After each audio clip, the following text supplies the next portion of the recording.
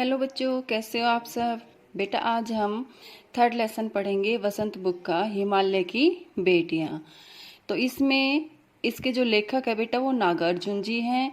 इसमें नागार्जुन ने कहा हिमालय को नदियों का क्या कहा है, मतलब पिताजी कहा है, और जो जितनी भी नदियां हैं उनको हिमालय की बेटियां कहा गया है। तो आज हम इस लेसन को पढ़ेंगे बेटा, ध्यान से सुनना और समझना। अभी तक मैंने उन्हें दूर से देखा था, बड़ी गंभीर, शांत, अपने आप में खोई हुई लगती थी। संभ्रांत महिला की भांति वे प्रतीत होती थी। उनके प्रति मेरे दिल में आदर और श्रद्धा के भाव थे। माँ और दादी, मौसी और मामी की गोद की तरह उनकी धारा में डुबकियां लगाया करता। परंतु इस बार जब मैं हिमालय के कंधे पर चढ़ा तो वे कुछ और रूप में सामने थी। मैं हैरान था कि ये दुबली पतली गंगा, यही यमुना, यही सतलुज समतल मैदानों में उतरकर विशाल कैसे हो जाती है। अब देखो क्या कह रहा है इसमें जो लेखक है, वो कह रहा है कि मैंने इन नदियों को दूर से देखा था। ये बड़ी ही गंभीर, शांत और अपने आप में खोई सी लगती थी और एक महिला, संभ्रांत महिला की तरह प्रतीत होती थी। उनके प्रति मेरे दिल में आदर और श्रद्धा के भाव थे। किसके प्रति थे बेटा? नदियों के प्रति थे। माँ और दादी, मौसी और मामी की गोद की तरह उनकी धारा में डुबकियां लगाया करता था। वो कह रहे हैं कि उनकी जो गोद है, जैसे हमारी मौसी है, मामी है, माँ है, दादी है, उनकी तरह है उनकी ममता, और उनकी धारा में मैं डुबकियां लगाया करता था। परंतु इस बार जब मैं हिमालय के कंधे पर चढ़ा, मतलब कि जब वो हिमालय पर गए और वहां पर उन्होंने इन नदियों का अलग ही रूप देखा, जिसको देखकर लेखक बहुत ही हैरान थे। यह दुबली पतली गंगा, यही यमुना, यही सतलुज समतल मैदानों में उतरकर विशाल कैसे हो जाती है। वो कह रहे हैं कि सारी नदियां वहां पर मिल जाती है और ये मैदान में जब उतरती है तो ये विशाल हो जाती है। इनका उछलना और कूदना, खिलखिलाकर लगातार हंसते जाना, इनकी यह भाव भंगी, इनका यह उल्लास कहाँ गायब हो जाता है। मैदान में जाकर इन किसी लड़की को जब मैं देखता हूँ, किसी काली कली पर जब मेरा ध्यान अटक जाता है, तब भी इतना कौतूहल और विस्मय नहीं होता जितना कि इन बेटियों की बाल लीला देखकर। किसकी बाल लीला बेटा? नदियों की बाल लीला देखकर। वो कह रहे हैं कि जब ये नदियां अपने बहाव में चलती है तो कैसी रहती है, हंसती खिलखिलाती लगती है, लेकिन जब ये मैदान पर उतरती है तो ये बिल्कुल चुप हो जाती है। ठीक है इनका। और वो कह रहे हैं कि जब मैं किसी लड़की को देखता हूँ तो किसी कली पर जब मेरा ध्यान अटक जाता है, तब भी मैं इतना कौतूहल और विस्मय नहीं होता जितना कि इन बेटियों की बाल लीला। कौन सी बेटियां? नदियों की बाल लीला देखकर। कहाँ ये भागी जा रही है, वह कौन लक्ष्य है जिसने इन्हें बेचैन कर रखा है। अपने महान पिता का विराट प्रेम पाकर भी अगर उनका हृदय अतृप्त ही है तो वह कौन होगा जो इनकी प्यास मिटा सकेगा। इसमें कह रहे हैं, इसमें पिता किसको कहा है बेटा? हिमालय को कहा है।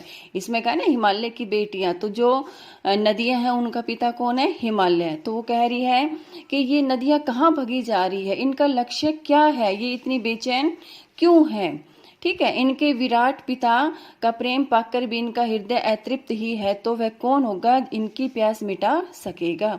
बर्फ जली नंगी पहाड़ियां, छोटे छोटे पौधों से भरी घाटियां, बंधुर अत्यधिकाएं, सरसब्ज उत्पतकाएं, ऐसा है इनका लीला निकेतन। खेलते खेलते जब ये जरा दूर निकल जाती है तो देवदार, चीड़, सरोज, चिनार, सफेदा, कैल के जंगलों में पहुंचकर शायद इन्हें बीती बातें याद करने का मौका मिल जाता होगा।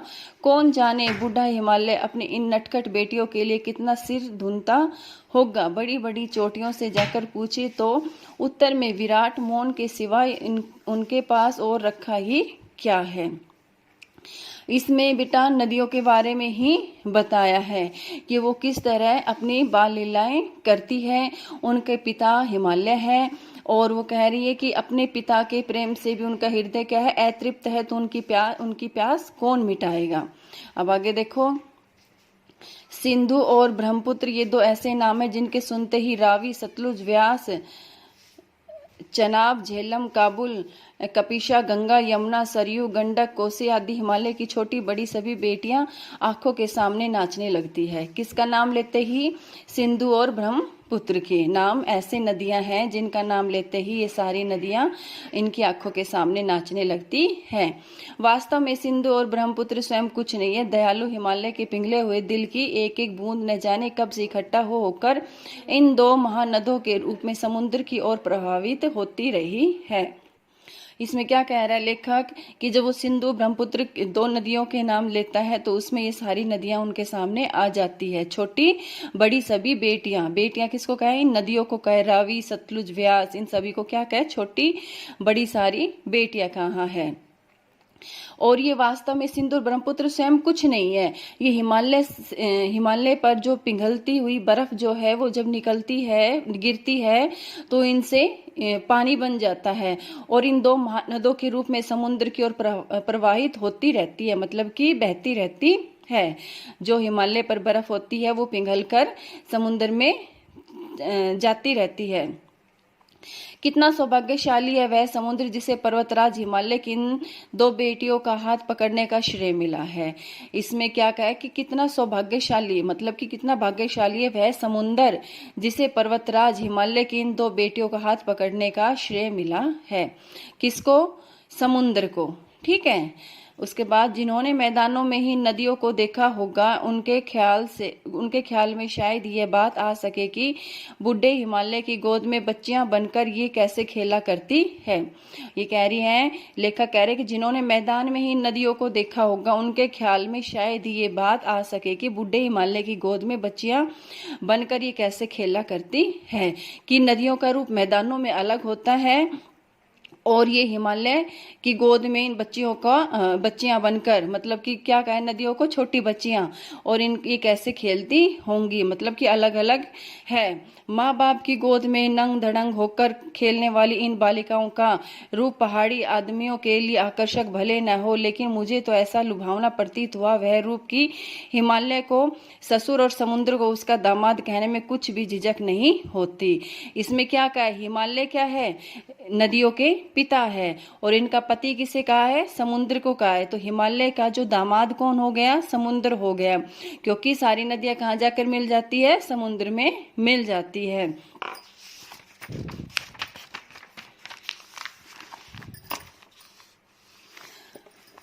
कालिदास के विरही यक्ष ने अपने मेघदूत से कहा, वेत्रवती नदी प्रेम का प्रतिदान देते जाना, तुम्हारी वह प्रेयसी तुम्हें पाकर अवश्य ही प्रसन्न होगी। कालिदास के विरही यक्ष ने अपने मेघदूत से कहा था कि वेत्रवती नदी को प्रेम का प्रतिदान देते जाना, तुम्हारी वह प्रेयसी तुम्हें पाकर अवश्य ही प्रसन्न होगी।